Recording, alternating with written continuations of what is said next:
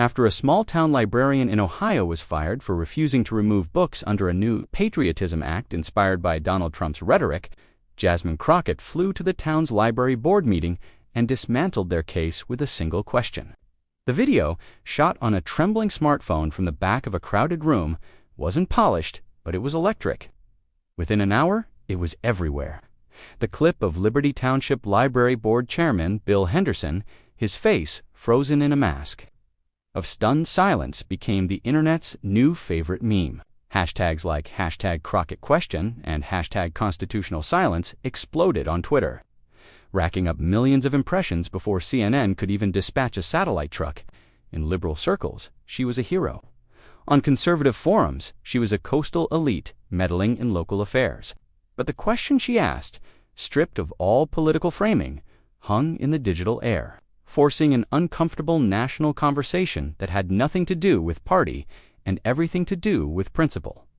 2 days earlier, the impending firestorm was just a low-pressure system brewing over Liberty Township. Ohio, Bill Henderson, chairman of the library board and owner of the most successful insurance agency in the county, sat in the studio of a local conservative podcast, The Patriots.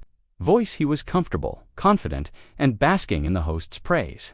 "So, Bill, you're really taking a stand," the host, a man named Rick, said, his voice a gravelly baritone. "This Patriotism Act you've championed for the library, ... some are calling it censorship. What do you say to that?" Bill leaned into the microphone, a practiced, folksy smile on his face. "Rick, I say, it's not censorship, it's common sense, it's sanitation. For years, we've let our libraries become repositories for radical anti-American ideas. We're talking about books that teach our children to be ashamed of our country, to question our history, to doubt the values that made this nation great. President Trump was right when he said we have to fight the indoctrination of our youth. We're just bringing that fight home to Liberty Township." And the librarian, Carol Fisher, Rick prodded, 30 years she's been there.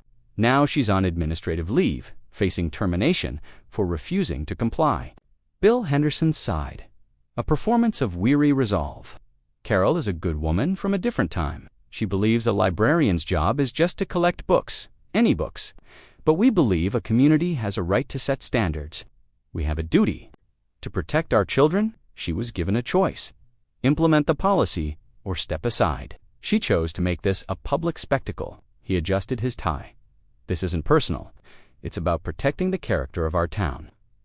We're a community that stands for the flag and kneels for the cross, and we want our public institutions to reflect that." He was channeling the rhetoric he'd absorbed from years of Trump rallies and cable news, translating a national political grievance into a local power play. He felt righteous, emboldened, and completely in control. The list of banned books, compiled by a concerned parents committee he had handpicked, included titles on civil rights history, novels with LGBTQ characters, and even a picture book about a family of penguins that was deemed to promote a non-traditional family structure. To Bill, it was a clear line in the sand. Miles away in Washington, D.C., the story landed in Jasmine Crockett's office, not as a bombshell, but as a single-line item in a morning briefing email from a civil liberties advocacy group. The subject line was bland: troubling precedents in municipal governance. Her aide, Shonda McKinley, flagged it. "Take a look at this one, Congresswoman. Ohio seems small, but the language they're using is a direct echo." Jasmine leaned over her desk, scrolling through the link. It led to a small article in the Liberty Township Gazette. The piece was dry, local, but the details were sharp. A Patriotism Act, a list of banned books, a 30-year veteran librarian, Carol Fisher, fired for insubordination. There was a photo of Carol, a woman in her late 50s, with kind eyes and a look not of defiance, but of profound disappointment. She stood in front of the library, a simple brick building with a modest lawn. It looked like 1,000 other libraries in 1,000 other small towns. That's what got to Jasmine. It wasn't the outrageousness. It was the sheer mundane replicability of it all. This wasn't a dramatic showdown in a major city. This was a quiet, procedural strangulation of free thought in the heartland.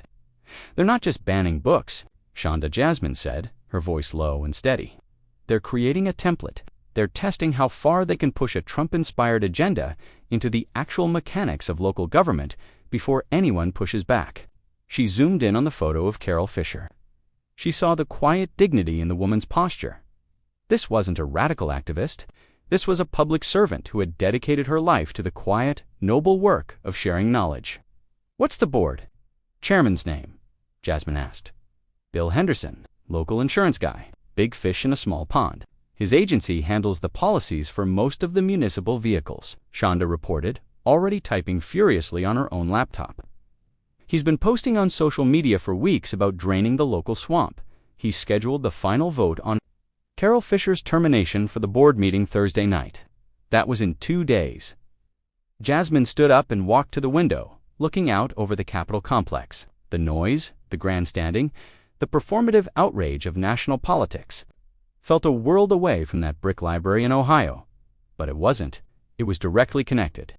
The rhetoric that echoed in the halls of Congress and boomed from rally stages had trickled down, seeping into the soil of places like Liberty Township, where it had taken root as policy. "This isn't about one librarian, is it?" Shonda asked softly. "No," Jasmine replied, turning back from the window. Her eyes were clear, her expression resolved. "It's about jurisdiction. They believe their political fervor gives them a new kind of authority. They're mistaking their ideology for the law." She looked at Shonda.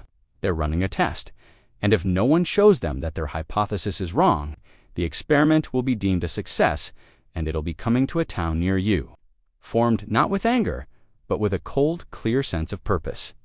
Get me everything you can on this Henderson, his business dealings, his role on the board, every public statement he's made, and find the library's bylaws, find the state statutes governing public libraries.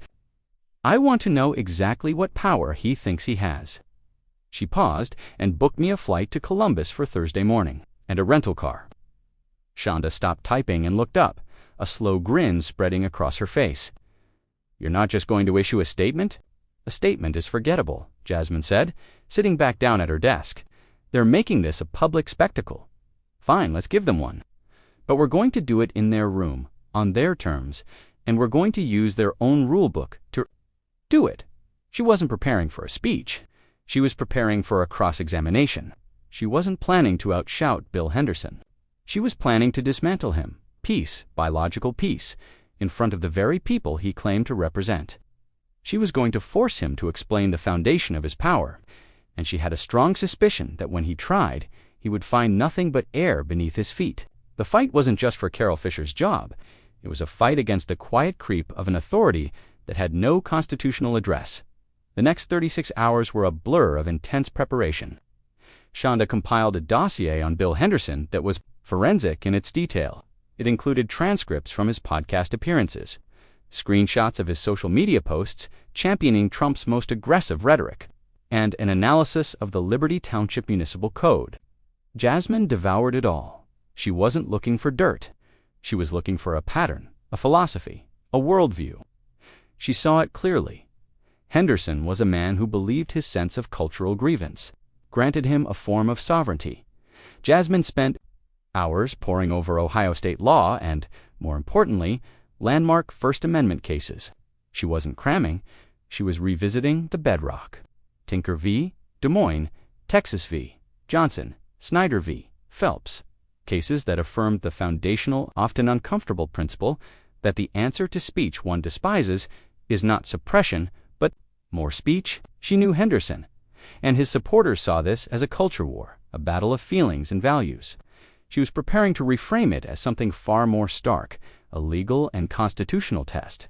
"He's going to talk about community standards," Jasmine mused to Shonda late Wednesday night in the office, long after the rest of their staff had gone home. "He'll say the people of Liberty Township don't want these books. He'll frame it as a matter of local control of democracy." "And you'll say," Shonda asked, sipping lukewarm coffee from a paper cup. "I'll agree with him," Jasmine said, a glint in her eye. "I'll agree that local control is paramount. Then I'm going to ask him to show me where the local control of the library board gets to supersede the supreme law of the land. The Constitution isn't a document that applies only in big cities. Its jurisdiction is absolute, right down to the children's section of the Liberty Township Public Library.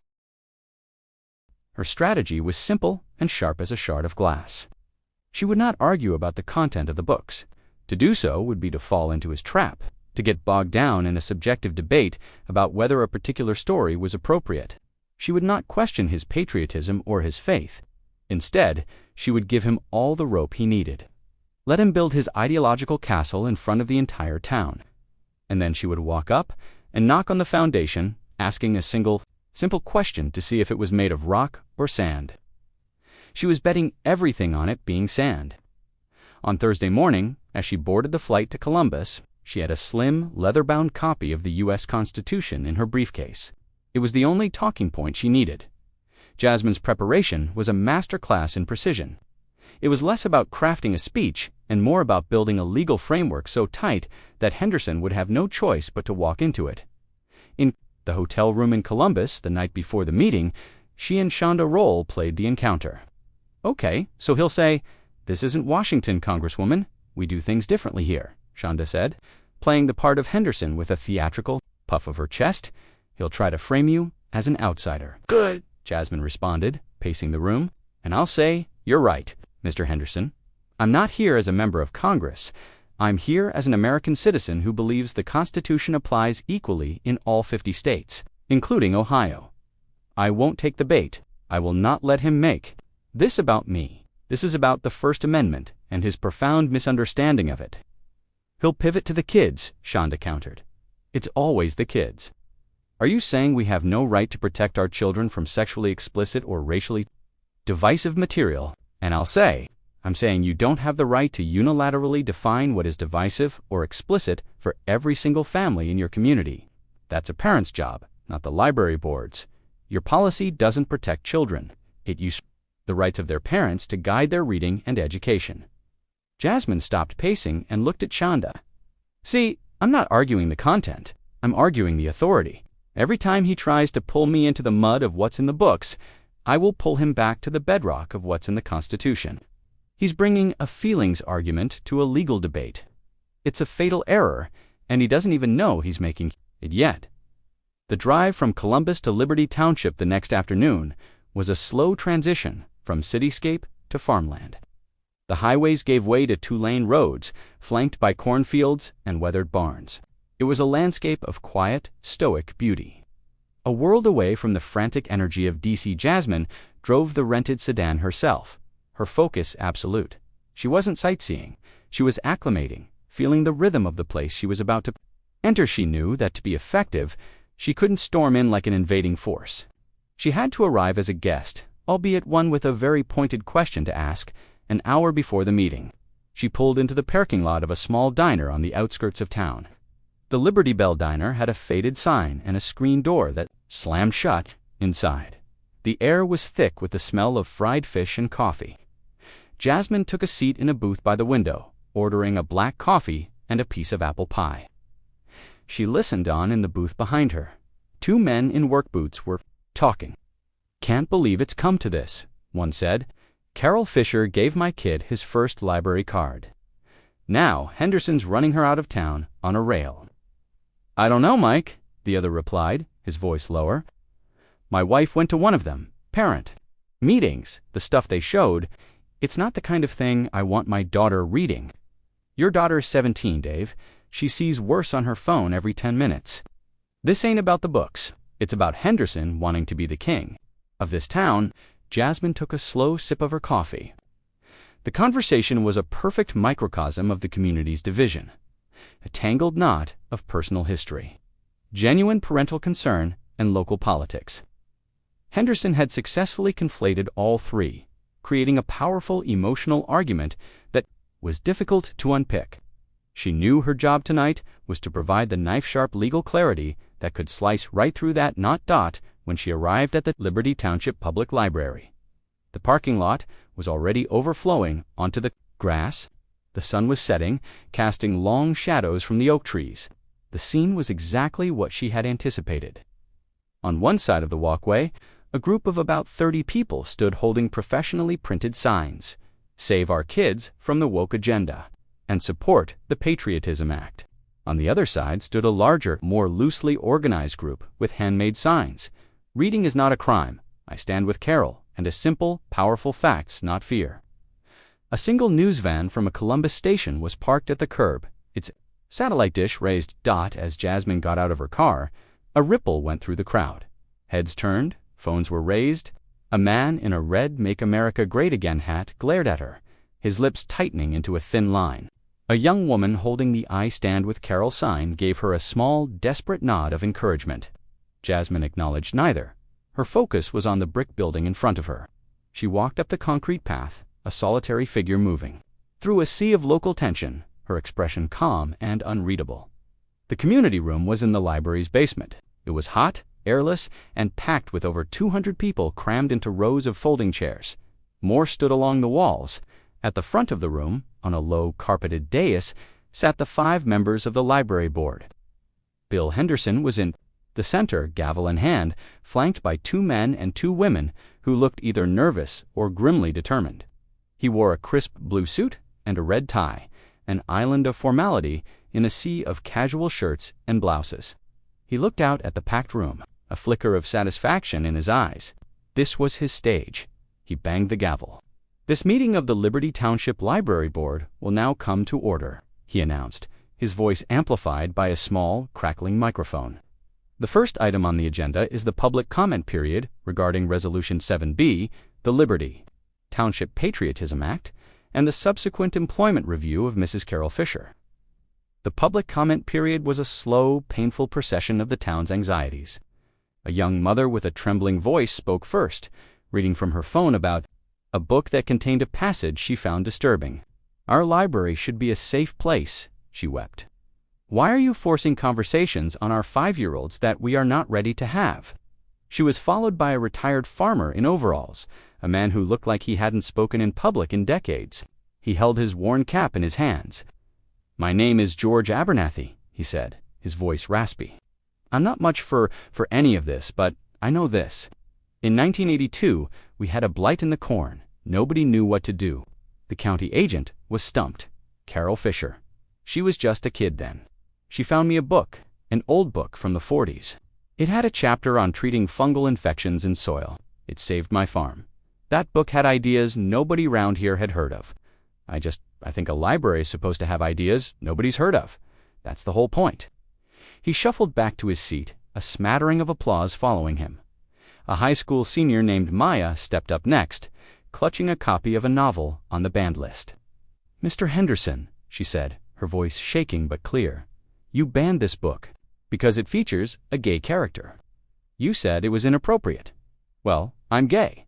Reading this book didn't make me gay. It just made me feel, for the first time in my life, like I wasn't a complete freak. It made me feel like I could exist. Is my existence inappropriate for Liberty Township?" She was crying now, but she stood her ground. "You're not protecting children. You're trying to erase some of us." Double quotes. Finally, it was Carol Fisher's turn. She walked to the microphone, moving with a quiet grace that belied the public humiliation she was enduring. She wore a simple cardigan and skirt. She didn't look at the board. She looked out at the faces in the crowd, people she had served for 3 decades. "I've worked in this library for 32 years, she began, her voice soft but steady. "I've helped your children with their first book reports. I've proctored your teenagers' SAT exams. I've helped you find tax forms, research your family trees, and learn how to use a computer. I know you. I know this town." She paused, taking a breath. "A library is not a church. It is not a political rally. It is not a courthouse where we render judgment on ideas. It is a quiet sanctuary of possibility. My job, as I have always understood it, is to protect that possibility. All of it. The ideas you love and the ideas you hate. The stories that comfort you and the stories that challenge you. I do not serve an ideology. I serve the boundless, unpredictable, and sacred curiosity of a human mind, especially the mind of a child." She finally lifted her eyes to the board. "The policy you have asked me to enforce is a betrayal of that sacred trust. It asks me to become a censor, a gatekeeper of acceptable thought. It asks me to tell a child, 'No, you are not allowed to wonder about that.' I cannot do it. My conscience will not allow it. And my duty as a librarian forbids it." She finished and walked back to her seat in the front row. The room was silent for a beat, then erupted in applause, a wave of support that visibly rattled the board members. Bill Henderson's face was a mask of cold fury. He let the applause die down, then leaned into the microphone, his voice dripping with condescension. "Thank you, Mrs. Fisher," he said. "The Mrs. a deliberate, patronizing choice. Your perspective is noted. The board will take your feelings into consideration." That was the moment. The minimization of Carol's powerful, principled stand into mere feelings was the spark. It was then that Jasmine Crockett, who had been standing silently at the back of the room, began to move. She walked down the central aisle, her heels clicking softly on the linoleum floor. The crowd parted for her. Every eye in the room followed her as she stopped at the microphone. She adjusted it to her height, her movements economical and precise. "Good evening," she said, her voice calm and clear, cutting through the residual tension in the room. "My name is Jasmine Crockett. I am here tonight as a private citizen." She looked directly at Bill Henderson, her gaze unwavering. The confrontation had begun. Bill Henderson stared at her, momentarily thrown, had been prepared for a shouting match, a tirade, a lecture from a Washington politician. He was not prepared for this quiet, almost serene composure. "This is a local meeting, ma'am," he said, recovering his footing. "Our public comment period is for residents of Liberty Township." "I understand," Jasmine replied, her tone even and respectful. "And I have the utmost respect for local governance. It's fact. That's why I'm here. I believe, as you do, that communities should be deeply involved in their public institutions.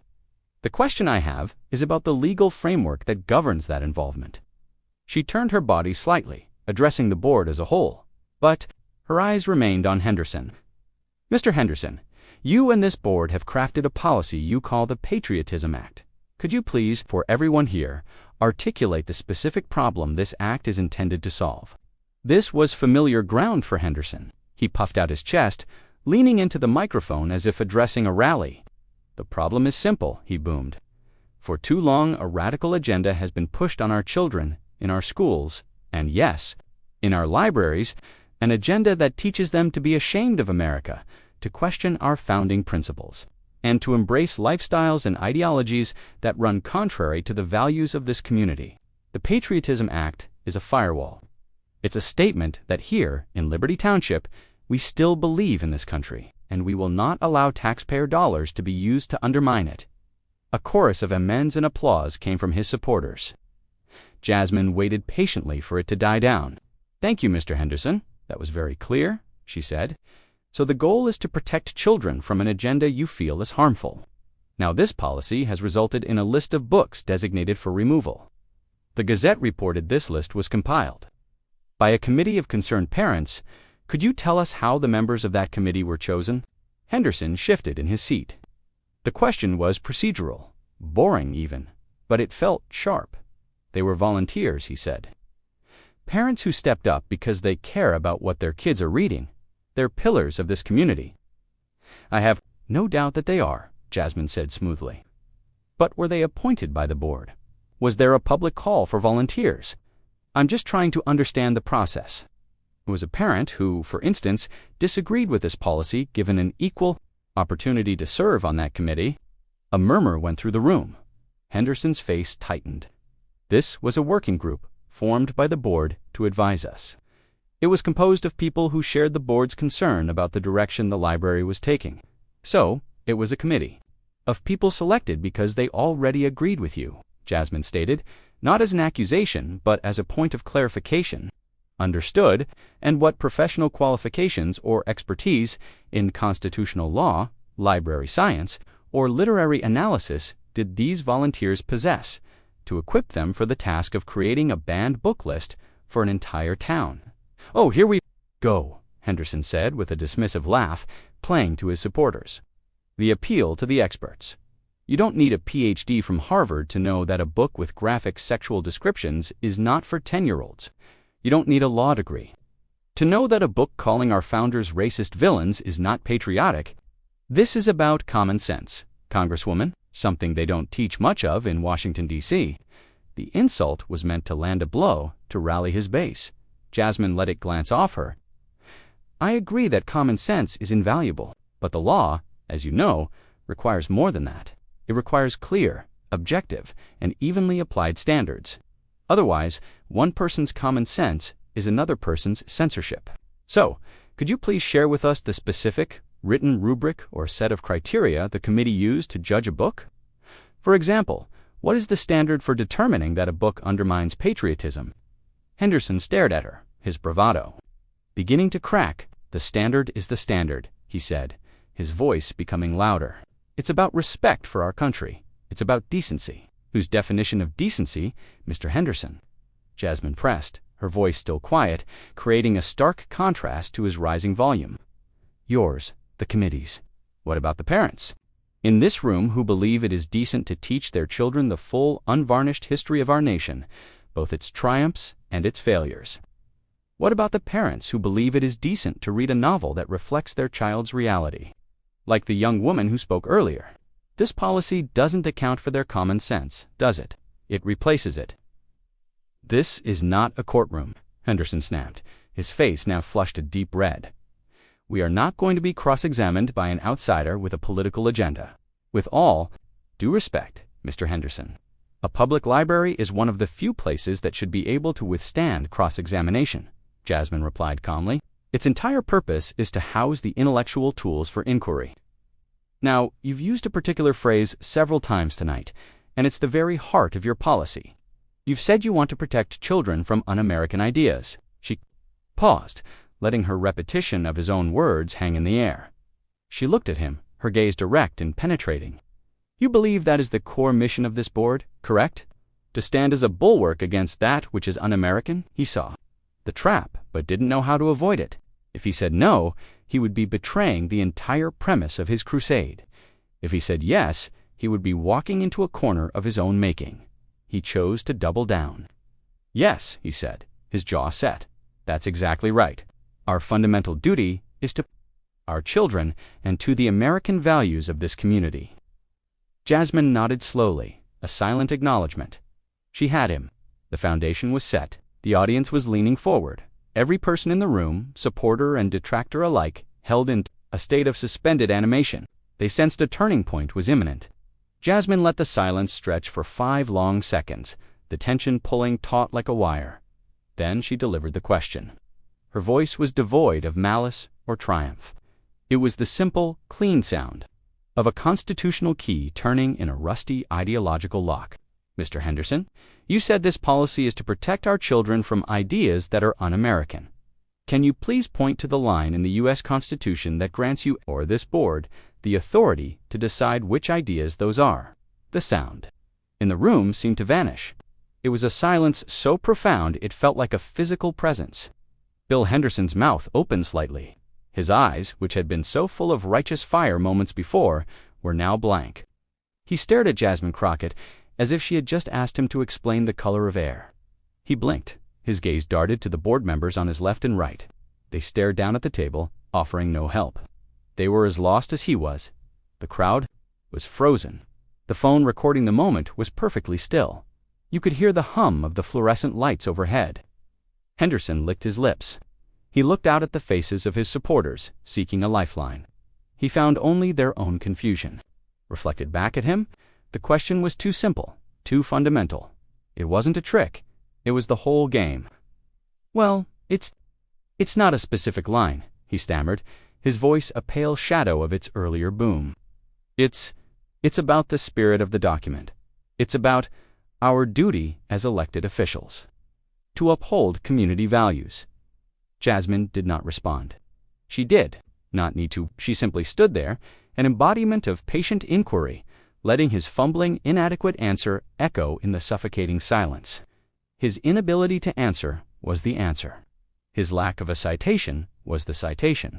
He had built his entire argument on a foundation of patriotic sentiment, and she had just demonstrated, without raising her voice, that the foundation was legally non-existent.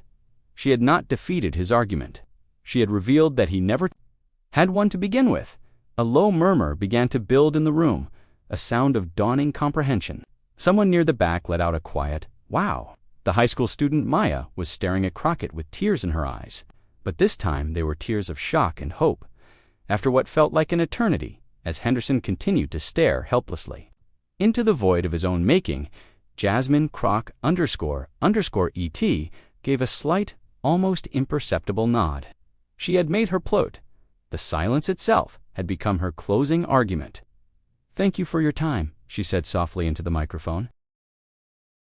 And with that, she turned and walked back up the aisle. The spell was broken. The room erupted. Henderson began banging his gavel frantically, shouting, "Order! Order in this meeting!" But there was no order. His authority had evaporated in the space of that 30-second silence. People were on their feet, some yelling at the board, others clapping for Jasmine. As she reached the exit, she didn't look back. She pushed open the door to the hallway and walked out, leaving the chaos of a dismantled kingdom behind her. The kid with the phone got it all. And by the time Jasmine reached her rental car, it was already on its way to going viral. The chaos Jasmine left in the community room spilled out onto the library lawn like a shaken bottle of soda. Bill Henderson's supporters were red-faced and yelling, accusing the other side of staging an ambush. Carol Fisher's defenders were ecstatic, energized, and chanting, "Thank you, Jasmine." A lone sheriff's deputy was trying, and failing, to keep the two groups from mingling aggressively. Jasmine walked through it all with the same unshakable calm she'd maintained inside. The local news reporter, a young woman with a microphone, hurried to intercept her. "Congresswoman Crockett, do you have a comment on what just happened?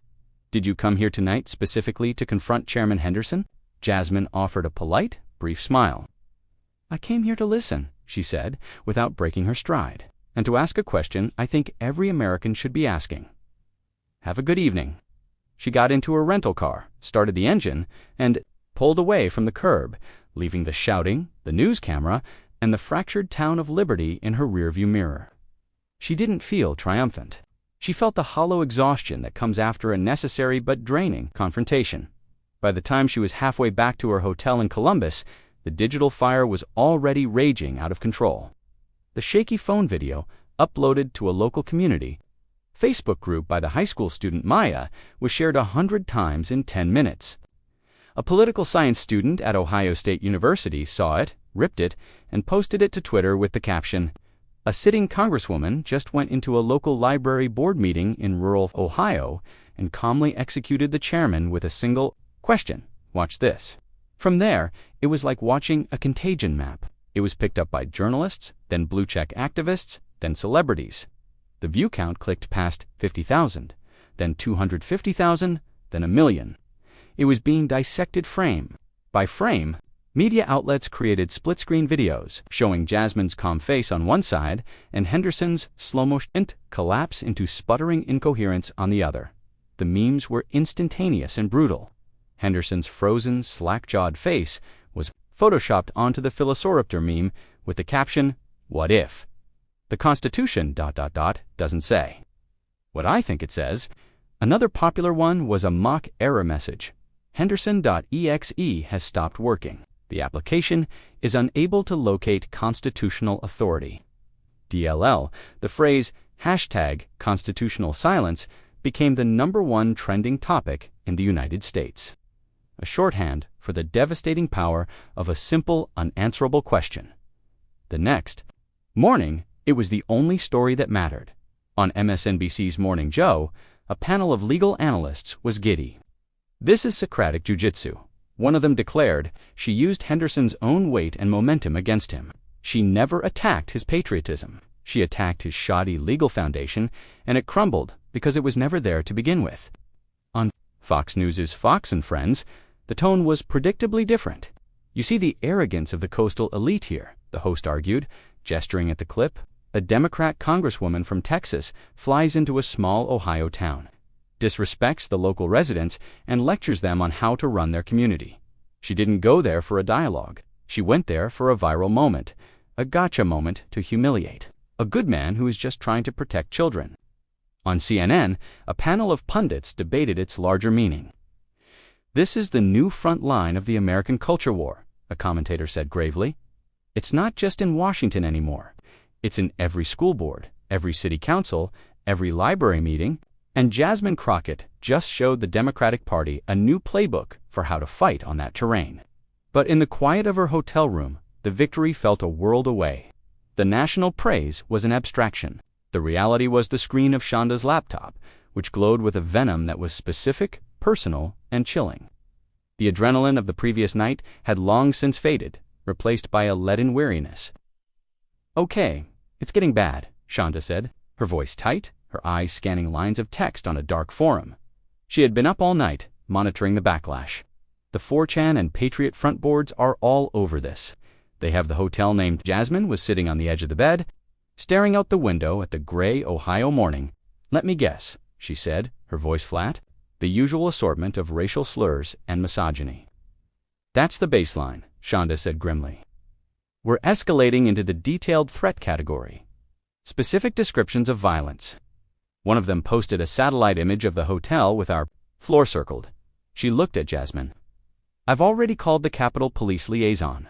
They're coordinating with local law enforcement. They want us to stay put until they can provide a security detail." Jasmine closed her eyes. This was the part no one saw. This was the cost of the ticket. The public saw a powerful, fearless leader.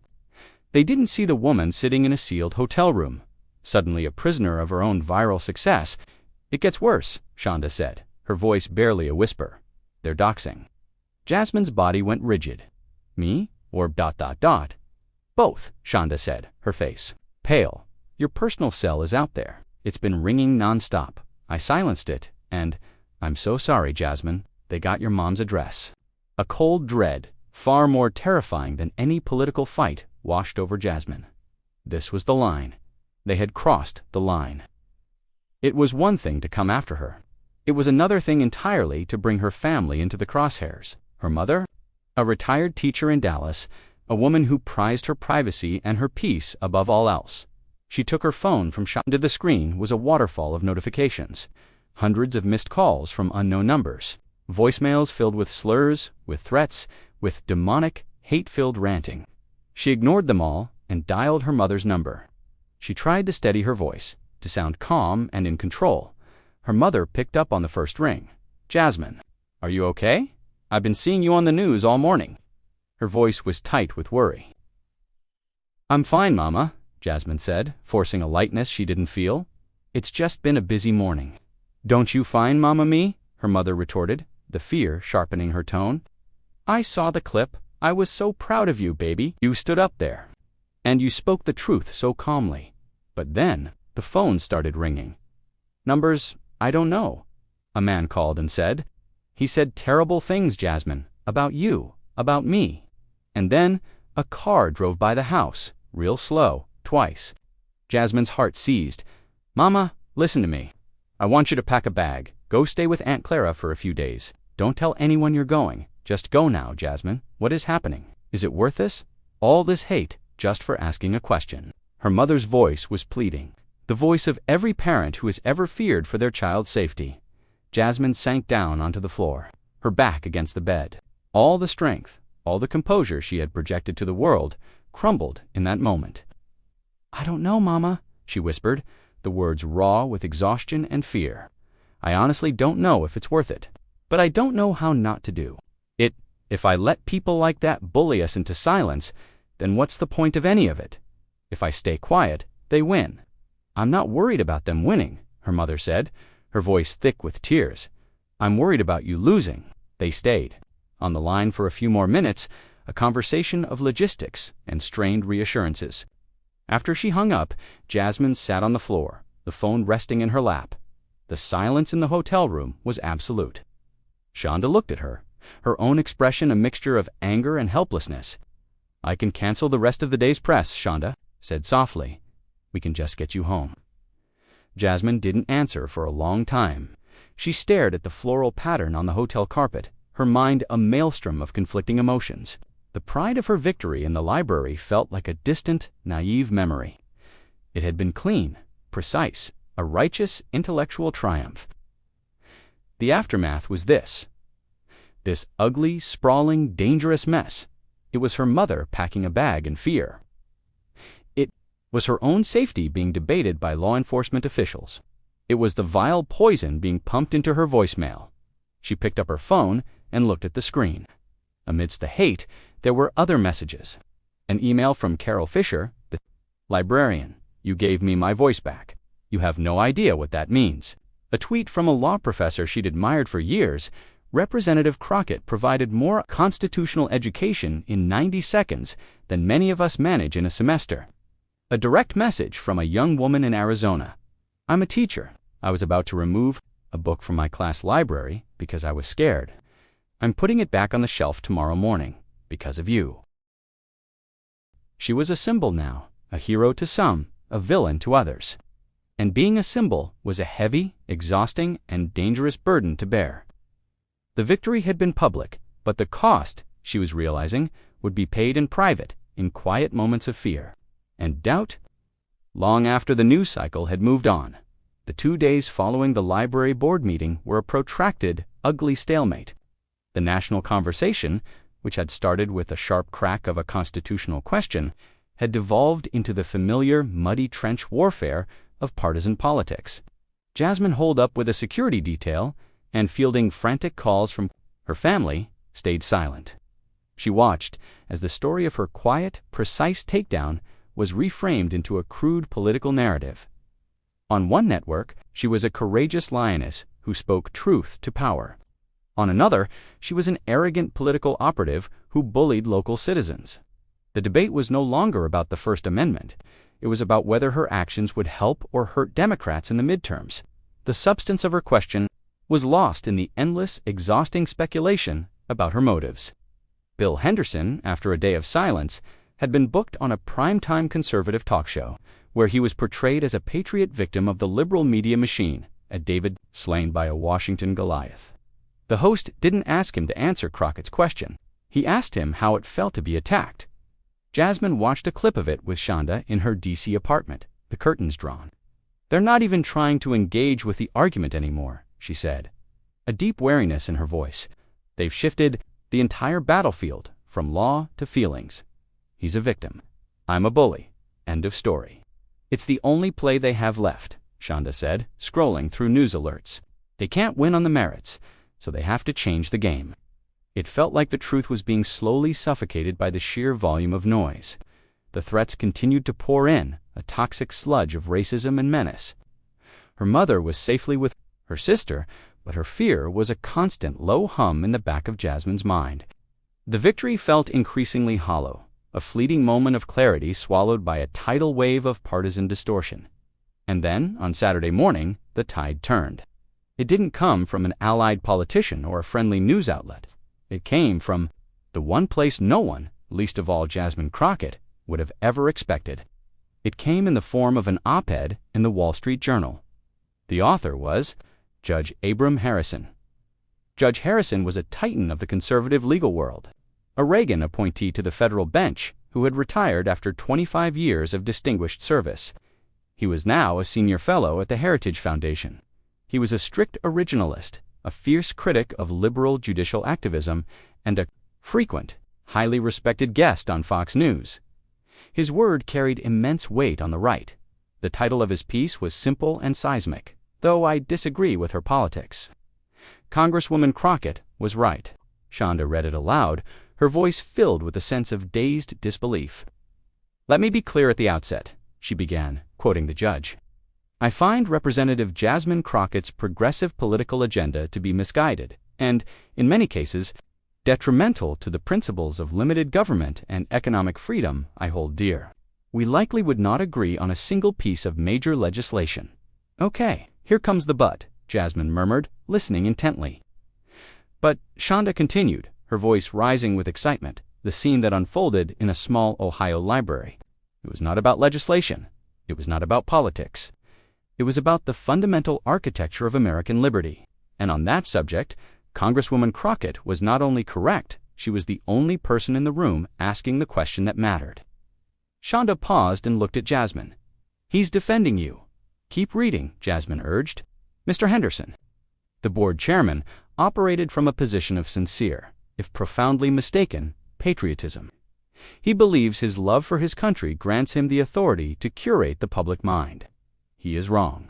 The First Amendment was not drafted to protect the ideas we find comfortable, patriotic, or pleasing. As Justice Holmes wrote, it is meant to protect the thought that we hate, a government body, at any level, that appoints itself the arbiter of what is American to think, has embarked on a path that ends in tyranny. It is a progressive, not a conservative, impulse to believe that a centralized authority can engineer a better citizen by controlling the flow of information. The continued a masterclass in conservative constitutional thought applied with surgical precision to the situation. Harrison cited the Federalist Papers, praised the skepticism of the founders toward any concentration of power over speech, and methodically dismantled the notion that community values could ever be a legal basis for viewpoint discrimination. By the state, he concluded with a passage that Shonda had to read twice to believe. Conservatism is not about shielding citizens from dangerous ideas. It is about trusting them to confront and defeat dangerous ideas in the open field of debate. What I saw in that video was not a political attack. It was a rigorous, necessary, and deeply conservative defense of the First Amendment by an unlikely champion. Mr. Henderson had no answer for her question because within the robust framework of the U.S. Constitution, no answer exists. I salute the Congresswoman's intellectual clarity. On this, we are not opponents. We are allies. The effect was like a dam breaking. Judge Harrison's op-ed didn't just add to the conversation, it reset the terms. It was no longer a simple left versus right squabble. An unimpeachable conservative icon had declared that the constitutional principle transcended political affiliation. Fox News couldn't ignore it. They booked him for an interview where he calmly and firmly reiterated his points, refusing to be drawn into attacks on Crockett's character. Other conservative commentators, who had been silent or critical, were now forced to grapple with his argument. The conversation shifted from Crockett's motives to the substance of her question. She had been vindicated from the most unexpected quarter. The media requests became a flood. Every network wanted the exclusive victory lap interview. "This is it," Shonda said, her phone buzzing incessantly. "This is the moment. We can go on any show we want, spike the football, and define this thing for good." Jasmine was quiet for a long time, looking at the printed copy of Harrison's op-ed. She was moved by his intellectual honesty, his willingness to cross partisan lines for the sake of principle. And it clarified something for her. "No," she said finally. "No victory lap, no cable news hits." What Shonda was stunned? "Jasmine, this is our chance to control the narrative." "The narrative is not the point," Jasmine said. "The principle is, if I go on TV, it becomes about me again. Me versus Henderson. Me versus Trump's rhetoric. I want to make it about the library. I want to make it about Carol Fisher. And I want to make it about the millions of other kids who need a sanctuary, not an armory." She stood up. "I have an idea. Cancel all the press requests. And get Carol Fisher on the phone for me. Then book me one more flight to Ohio." 2 days later, Jasmine Crockett walked back into the Liberty Township Public Library. There was no crowd this time, no shouting, no signs. The library board, reeling from the national condemnation and the legal pressure from civil liberties groups that had descended after the meeting, had held an emergency session. They had voted, 4-1, to rescind the Patriotism Act and formally reinstate Carol Fisher. Bill Henderson had been the lone dissenting vote, and his resignation from the board was rumored to be imminent. Carol was waiting for her just inside the doors. The librarian's eyes were filled with tears as she saw Jasmine approach. She didn't say anything at first, just reached out and hugged her. "Thank you," Carol whispered. "You saved this place." "You saved it, Carol," Jasmine replied gently. "You just needed someone to hold the door open for you." A single news camera, from the same local Columbus station that had been there a week before, was waiting in the children's section. Jasmine had requested them specifically. She wanted this message to feel like it was coming from the community. Not being beamed down from a national studio, she and Carol sat down in 2 small chairs, surrounded by shelves of picture books and worn copies of Where the Wild Things Are. Jasmine looked into the camera, her expression serious but warm. There was no anger, no hint of triumph. "Good afternoon," she began. "A week ago, this room was the site of a conflict. Today, I wanted it to be a site of conversation. This was never about one town or one list of books. It was about a fundamental American principle. The power to read, to think, and to question is not a privilege granted to us by a committee. It is our inalienable right. She glanced over at Carol, a look of profound respect on her face. Librarians, like Mrs. Fisher, are not just employees, they are guardians of that right. They are defenders of our collective curiosity. To ask them to become censors, to police the boundaries of acceptable thought, is a betrayal of their mission and a danger to our democracy. She leaned forward slightly, her voice imbued with a teacher's clarity. There has been much debate about what is American or un-American. Let me be clear. What is uniquely American is the radical idea that our republic is strong enough to withstand any book, any speech, any idea. Our identity is not so fragile that it needs to be protected from questions. On the contrary, our identity is forged in the act of questioning.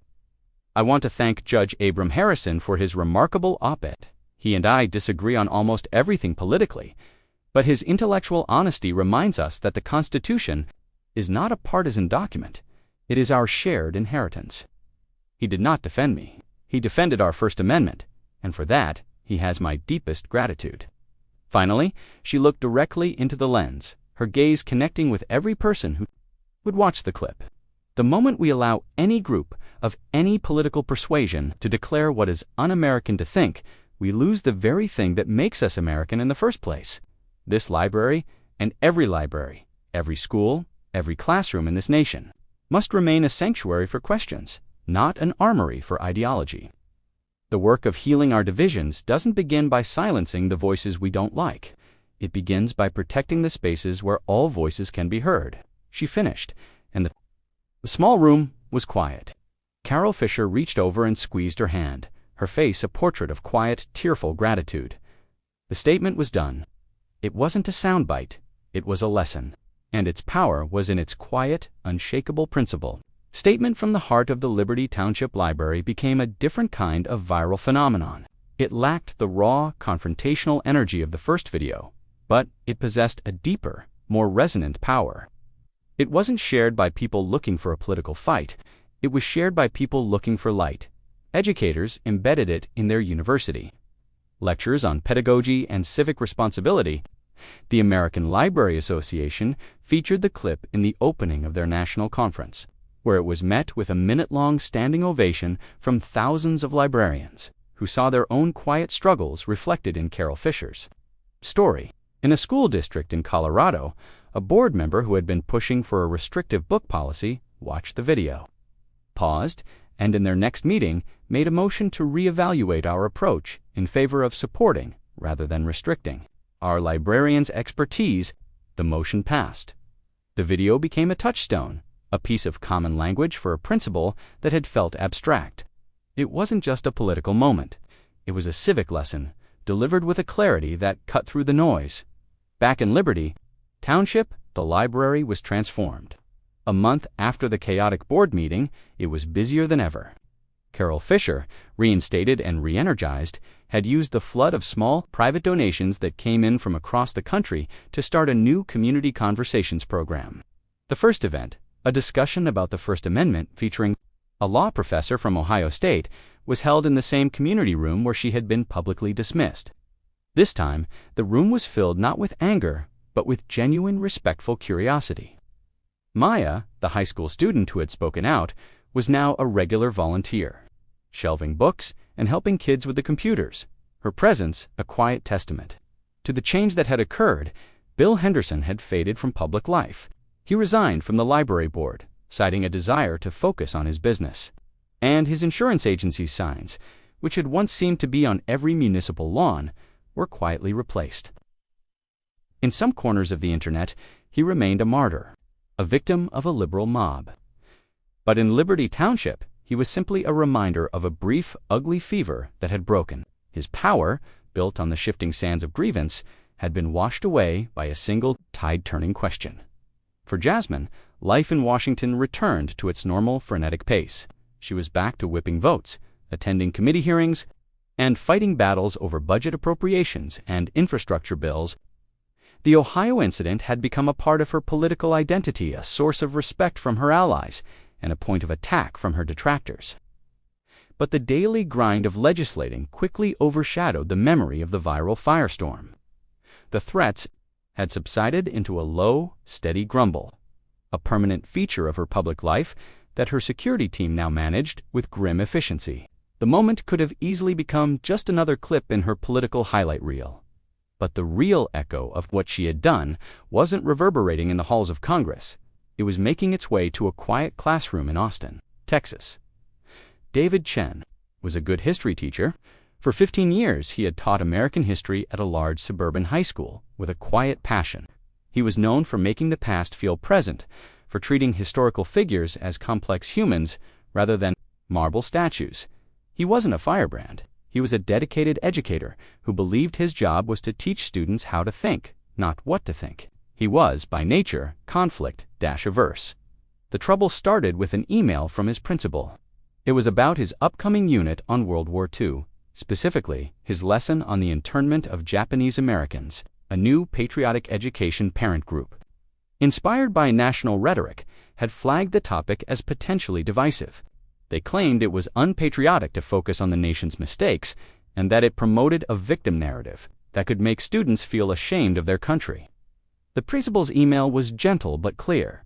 "David, I know this is a valuable lesson," he wrote, "but the board is feeling a lot of pressure right now to keep the peace.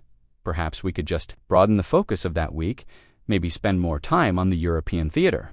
Just a thought. David knew what it was. It was a quiet request to surrender. He felt a profound sense of shame and anger. The story of the internment was not just a historical footnote to him. It was a critical lesson about fear, prejudice, and the fragility of civil liberties. To skip it felt like a betrayal of his students and his profession. But the parent group was loud and aggressive. They had already gotten a biology teacher's lesson on evolution reviewed. David had a mortgage and 2 kids. He was scared. That night, he sat at his kitchen table.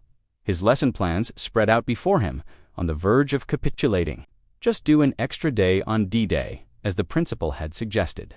It was easier, it was safer. Defeated, he opened his laptop to distract himself, scrolling numbly through news sites. And that's when he saw a link to a video titled, "Congresswoman's Quiet Library Statement Becomes a Lesson in Civics." He clicked. He saw Jasmine Crockett sitting in a small chair in a children's library next to a grateful-looking older woman. He heard her calm, steady voice talking about the Constitution, about the sacred duty to protect questions. And then he heard the line that felt like it was aimed directly at him, a life raft thrown across the digital ocean. Double quotes, ... every library, every school, every classroom in this nation must remain a sanctuary for questions, not an armory for ideology. David leaned back in his chair, the words washing over him. A sanctuary for questions, not an armory for ideology. It was the most beautiful and concise articulation of his own teaching philosophy he had ever heard. He watched the clip again. He saw Crockett's composure, her principled calm. She hadn't shouted, she hadn't insulted anyone. She had simply powerfully defined the principle. And in her courage, David found a flicker of his own. The fear didn't vanish, but for the first time, it was eclipsed by a renewed sense of purpose. He knew what he had to do. The school board meeting was 2 days later. The agenda item was listed as Curriculum Review, 11th grade American History. When his name was called, David Chen walked to the podium. He saw the stern faces of the parent group in the front row. He saw his principal give him a nervous, pleading look. He began, his voice steadier than he expected. "Good evening. My name is David Chen, and I teach history at Northwood High. I'm here to talk about my lesson on the internment of Japanese Americans during World War II." He didn't defend the lesson specifics. He went bigger. There has been some concern that this topic is divisive or unpatriotic. I believe this comes from a fundamental misunderstanding of what patriotism is and what the purpose of a history class is. He took a breath.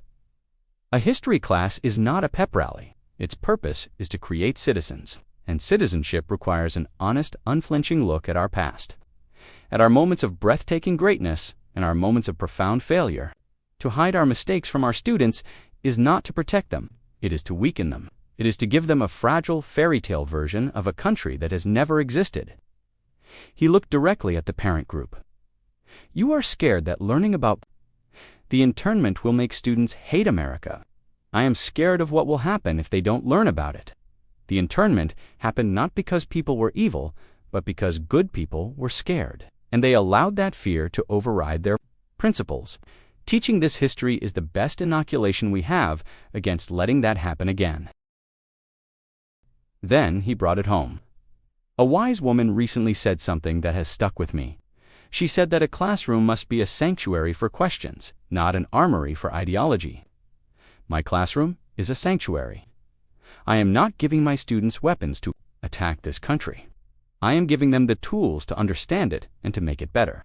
And I cannot, in good conscience, remove one of the most important tools they have. I will be teaching this lesson, he finished. The room was silent. He had expected an explosion, but his calm, principled stand had changed the air. A fellow teacher stood up from the audience. "I stand with Mr. Chen," she said. Then a parent stood up. "My son is in his class," he said, "and I want him to learn this."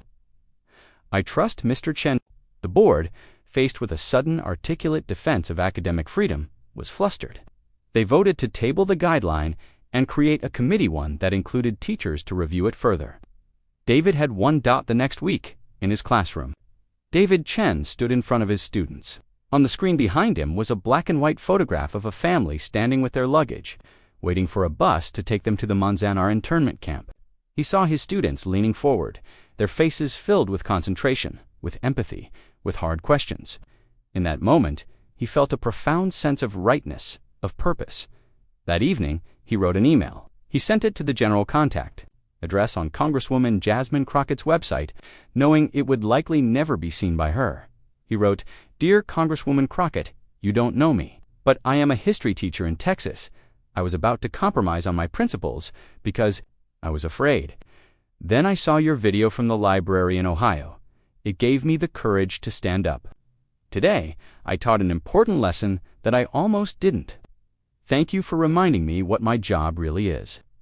Weeks later, in her D.C. office late one night, sorting through a stack of constituent mail, Jasmine came across a printout of that email Shonda had left for her. She read it, and then she read it again. A slow, genuine smile spread across her face. The headlines had faded. The trending topics were long forgotten. The threats had become a dull background noise. But this, she thought, this piece of paper, this was real. This was the echo. This was the victory that mattered. What does it truly mean to be brave? Is it the loud, public confrontation, or the quiet, principled decision made when no one is watching? If this story made you think, subscribe. For more real stories about real people finding their strength in the spaces designed to shrink them.